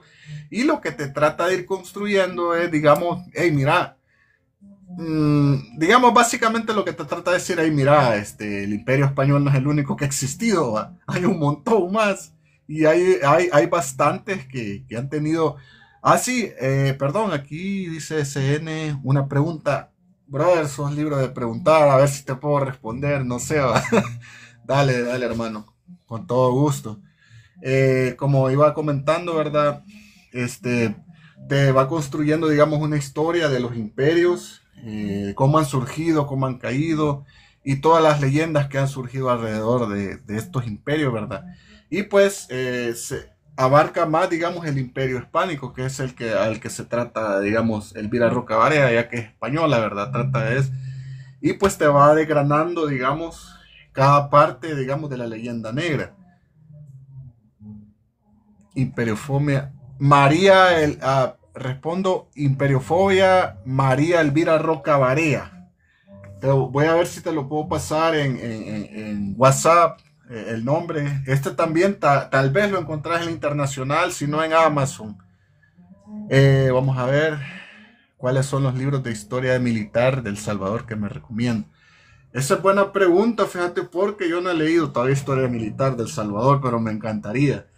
Pero yo he visto algunos libros por ahí, donde creo que lo puedes encontrar, porque he visto algunos libros que están a la venta, es en la librería de la UCA, SN, ahí los puedes encontrar. Ahí tienen algunos. Y también en la librería de la Nacional. En la Nacional puedes entrar, decir que vas a la librería, creo que no te dicen nada. En la UCA también, nada más que ahí tenés que decir dejar el carnet, ¿verdad? Y por cierto, quiero decirles que la librería de la UCA está abierta para todo público. La biblioteca, perdón, de la UCA, que está hermosísima, por cierto. Y solamente pagas $5 al mes, te da un carnet así, ¿verdad? Y puedes entrar y puedes ir a ver los libros, ¿va? Claro, que tratarlos con respeto los libros y no te los vayas a afanar, por favor. No se los vayan a afanar, por favor, los libros, si no ya no me van a dejar entrar a mí tampoco. No, gracias a vos, brother, muchas gracias. Ahí búscalo en la librería de la UCA, ya sea bueno, aunque la verdad en el Soho, que está allá en las Cascadas, no sé si tendrán libros de historia militar, pero sí en el que está en la propia Universidad de la UCA. Ahí sí tienen algunos de historia militar, he visto yo, que me gustaría leerlos, la verdad, para serte honesto. Estoy igual que vos ahí buscando. Pero vaya, por ejemplo, te habla también de la Inquisición, Roxana, te comentaba. Te habla también de la Inquisición, cómo se fue formando, digamos, la leyenda de lo que es la Inquisición y toda esa cuestión, ¿verdad? Y pues cómo funcionaba la Inquisición, aunque lo tiene bastante resumido, pero te da pistas a otros libros, ¿verdad? Y otro libro que leí hace poco que me gustó mucho, que fue La Inquisición Española de José Martínez Millán. Lo podés encontrar en el BINAE, si tenés chance ahí de leerlo, dale con todo. Ahí está este libro, creo que hay dos, me parece. Pero también en Amazon estaba. Lo único que sí creo que no está en la librería internacional ahí. Por ahí tiene un montón de libros, pero no lo he visto, honestamente. Este libro me gustó bastante porque es un tratado muy neutral de lo que es el tema de la Inquisición española. Te dice lo que fue, ¿va? No te está diciendo que estuvo mal ni bien, ¿va? Simplemente la historia, ¿va? Como fue, la investigación que hay, ¿verdad? Y todo eso. Y pues aprende bastante uno de la Inquisición. Yo aprendí mucho, por ejemplo, de los métodos de tortura, que solamente al principio eran 3, después se quedó con 1. ¿Va? Ahorita, solo para que vean que eran 3, según la historia, ¿va? Como lo había comentado José Carlos. No eran el montón ahí que te aparecen en el meme, que la Iron Maiden, que la Dama de Hierro, que no sé qué, que te metía un tenedor en la boca, que no sé qué. No, eso nada, eso es imaginación, ¿verdad? Eso es hollywoodense, eso es novelesco, ¿verdad? Eso no lo aplicó el Santo Oficio en España, hasta donde yo sé, según la historia, ¿verdad? Otro libro que que te puedo recomendar bastante es el libro de El abogado de las brujas, de Henningsen, un historiador danés que investigó bastante. Y este habla de Alonso de Salazar, que se me fue comentarlo. Él le llamaban el abogado de las brujas porque sacó a 44.674 casos de brujería, los desestimó totalmente. O sea, justamente se concatena con lo que nos estaba comentando José Carlos. Dijo él, no, esa vaina, mire, no, eso es pura superstición, no lo vamos a condenar ni nada, aquí no ha pasado nada ni nada. Así que Alonso de Salazar del siglo XVII es, digamos, el inquisidor que a mí que yo más admiro, digamos. Esto es muy raro, ¿verdad? La verdad, que alguien diga, hey, yo admiro a un inquisidor español. No, nunca he escuchado eso, ¿verdad? Yo jamás en mi vida. Pero sí, Alonso de Salazar es como mi héroe, ¿verdad? Los temas de brujería son muy interesantes, por cierto. Hay un día tal vez lo podemos tocar con algún amigo que sepa del tema. Y para que, pues sí, no se siente intimidado porque aquí, pues, por ejemplo, vino José Carlos, nosotros no perseguimos brujas. Mejor platicamos con ellas, mejor platicamos, aprendemos, ¿verdad? Cuestiones así como te digo, como esotéricas, que son interesantes. Desde mi punto de vista son interesantes y vale la pena aprenderlas y algunas cuestiones pues vale la pena incluso creerlas un poco. Pero bueno, ese es otro tema un poco polémico. Otro autor que te recomiendo si querés, está interesada en el tema de la Inquisición, es a Henry Kamen. Henry Kamen. Henry Kamen es un historiador inglés que habla acerca de la Inquisición y habla de temas, ¿verdad? Habla de datos y todo eso, ¿verdad? Y pues habrá muchos más. Hay historiadores que también hablan en contra de la Inquisición, por supuesto que los hay. Pero no recuerdo alguno porque sí tengo que leer los libros así para acordarme, no me acuerdo. Pero regularmente lo que se conoce, lo que el pueblo sabe, lo que sabemos el pueblo, lo que vemos en memes, lo que vemos en un canal de YouTube que solo repite cosas que ve en otro canal de YouTube, lo que vemos en cadenas de Facebook, ¿verdad? Ahí que se comparten. Es puro mito, la verdad, de la Inquisición. Igual que de la cuestión de la conquista de España. Yo soy una persona que me considero hispanista, ¿verdad? Aclaro, ¿verdad? El hispanista no es racista, no vayan a decir que nosotros somos seguidores del bigotito chistoso alemán, nada que ver, eso es otra vaina, va distinta. El hispanista realmente considera de que estamos de acuerdo con el mestizaje, no somos racistas ni nada, ¿va? Y somos personas que nos interesa aprender la historia y creemos en una integración. Hay unos que más, hay unos que menos, va, seguidores de la Falange. Fíjate que sí, creo que la Falange tiene una idea un poquito radicales que tal vez no esté de acuerdo yo, pero bueno, sí, no así tanto de la Falange, al menos yo pues tengo que estudiar qué es lo que piensan realmente ellos, pero sí, más que todo a mí porque me encanta la historia, pues he llegado al hispanismo, ¿verdad? Y pues también intentamos rescatar la cultura hispana, ¿verdad? Que hoy en día está siendo bastante despreciada, ¿verdad? No solamente por mitos, como les habíamos comentado, sino también incluso hay intelectuales, ¿verdad? Que la están denigrando bastante, ¿verdad? Incluso nuestro idioma, son bonitos los idiomas, a mí me encanta el inglés, me fascina el inglés, me encanta, pero yo amo mucho mi idioma español y eso es lo que yo quiero transmitir, ¿verdad? Un día hablamos del español, que es un idioma interesante y que lo hablamos bastante gente. Qué increíble, ¿verdad? Que yo pueda hablar con alguien que viva en Argentina. Es bien... perdón. Es que el Nacional Social, ¿va? Ajá. Yo por doctrina tendría que ser antihispanista porque está en contra. Sí, tenés razón. Yo no estoy de acuerdo con eso. Si hay alguien medio nacionalista sí y racista no estoy de acuerdo con él para nada. Para nada, el hispanismo es una cuestión de integración, no solamente de raza, sino que también de cultura, ¿verdad? También nosotros, a pesar de que, si ustedes vieron una crítica a los pueblos prehispánicos, también nosotros los admiramos, al menos yo los admiro, ¿verdad? Pero, ¿por qué criticamos, digamos, por qué sacamos estas cosas, esta cara fea? Es simplemente para que ustedes vean que también tienen una cara fea. Digamos, ¿verdad? Aquí tenemos, por ejemplo, a Von Hagen, un libro de los aztecas.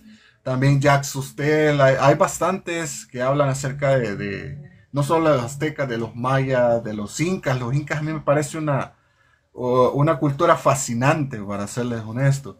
Y pues quizás sacamos unas cuestiones un poco complejas y complicadas, más que todo los sacrificios humanos, para que nosotros veamos que no eran ángeles del cielo, ¿va? Como se trata de hacer.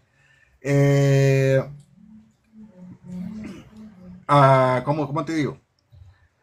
No eran ángeles, ¿verdad? Que vivían aquí, no vivían en un paraíso, ¿verdad? No, eran personas como vos y como yo, viviendo a sus leyes, ¿verdad? A cómo iban las cosas, ¿verdad? Habían gente mala y gente buena, sí, o sea, tampoco es para caer en ese desprecio que sí no está bien, ¿verdad? En contra de los pueblos, ¿verdad? Pero sí es de sentar cabeza y sentir, bueno, así eran nuestros antepasados prehispánicos y así los queremos, pues. Así queremos, como lo dijo el historiador José Carlos, ¿verdad? A los papás, pues ni modo, si se portaban mal o se portaron bien, pues hay que quererlos, son nuestros antepasados, ¿va? O abuelos, ¿verdad? Sean lo que sea que hayan hecho. Yo creo que sí. Y quizás esta herida nos pueda ayudar. Hay que sanar esa herida, ese complejo de inferioridad que nosotros tenemos. Realmente creo que esa es una de las cosas que un hispanista busca, hacer sanar esa herida que tenemos, como diciendo, no, hombre, nosotros no somos ingleses. No, eso no está bien. Nosotros somos lo que somos mestizos. Yo que me vea blanco, pero yo soy mestizo. Por muy blanco que te veas, sos mestizo. Todos somos mestizos y hay que sentirnos orgullosos de eso. Es un orgullo sano, ¿verdad? Tampoco para ver mal a los demás, ¿verdad? Eso quizás, digamos, ese sería el nuestro. Quiero leer aquí al brother. Aunque el del bigotito chistoso también tenía cierta admiración por los pueblos prehispánicos. Es todo un tema. No, brother, sí. Yo, a pesar de que pueda no estar de acuerdo con el señor del bigotito chistoso, me parece interesante, digamos, cómo se fue armando esa cultura ahí, ¿va? En Alemania. Sí. Es bien interesante ese tema de los nazis, ¿va? Que no me lo pueden cerrar el perdón ahí que no lo diga. Pero es interesante, es interesante. De hecho, yo subí un video corto hablando de los nazis y pues me pusieron restricciones los de TikTok, ¿va? Pero bueno, hay un día tal vez hablamos de los Nancy, brother. Hay un día tal vez. Pero vamos a finalizar el live, tengo ganas de comer. Les invito a estar pendientes ahí. Vamos a tratar de hacerlos o los lunes ahorita por la fiesta, ¿verdad? No podemos otro día. Tal vez podamos jueves o viernes. Ya vamos a ver ahí cómo lo vamos afianzando, ¿verdad? Y vamos a sacar así temas bien interesantes, no solo de historia, sino que también de filosofía. Vamos a hablar ahí de todo un poco, de todo un poco. Así que están bienvenidos todos y pues hoy pues, quisiera que subieran un rato, pero sí tengo afán de comer. Ahí hablamos otro día ahí. Muchas gracias por estar en el vivo. Feliz año nuevo a todos y nos vemos. Cuídense mucho. Bye.